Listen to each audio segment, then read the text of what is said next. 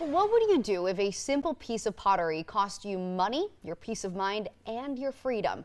Well, that's exactly what happened to one Tampa woman who found herself in a bit of a bind while leaving Costa Rica. And now that woman is sharing her story exclusively with 8 on Your Side. That's right. Lenny Sue Paul joins us live in studio. So, Lenny, what is this bizarre story? It's an unbelievable story that Christina Merrill is still trying to process. She was pulled away from her family, arrested and detained in Costa Rica after false claims that her $40 souvenir was an ancient artifact. Christina Merrill's week-long vacation in Costa Rica with her 2 sons and friends filled with unforgettable memories, but her trip home turned into a nightmare when she was flagged by customs. This is a pre-Colombian artifact. And I said, I paid $40 for it at a home store. I don't understand. Christina questioned over this piece of pottery she bought as a souvenir. She was told she'd have to pay a fine, so she stayed behind with plans to take a later flight. But when her family's flight took off, everything changed. When did you realize that you were in danger? When they told me that I was going to be going in handcuffs in the back of a police car to go to the courthouse for a hearing.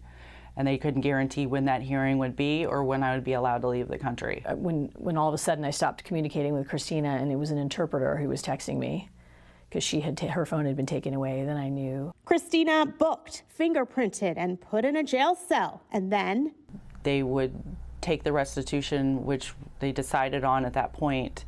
Was the $160 cash, which is all the cash that I had on me.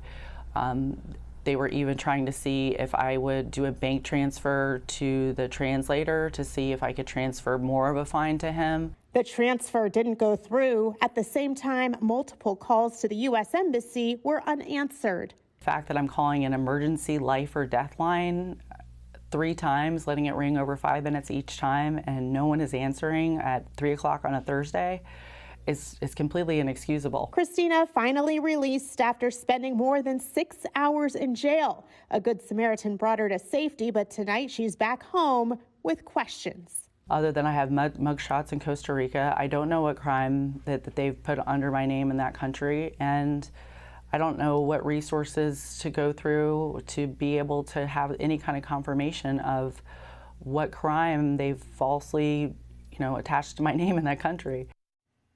And we reached out to the U.S. Embassy and also didn't get any answers. And attorneys say that the best thing to do is to file a dual complaint with them and the Costa Rican Embassy in Miami. Wow. So you can always do stuff after the fact, but when she's there calling that number, no one's answering. That's a little unnerving. Scary situation. There's a warning now for travelers, though, headed there, right? Yes. The U.S. State Department issuing a warning tonight that there is a level 2 warning, specifically citing the crime that has been reported in the country. Okay. Wow. Lenny, thanks so much. Yep. Well, now to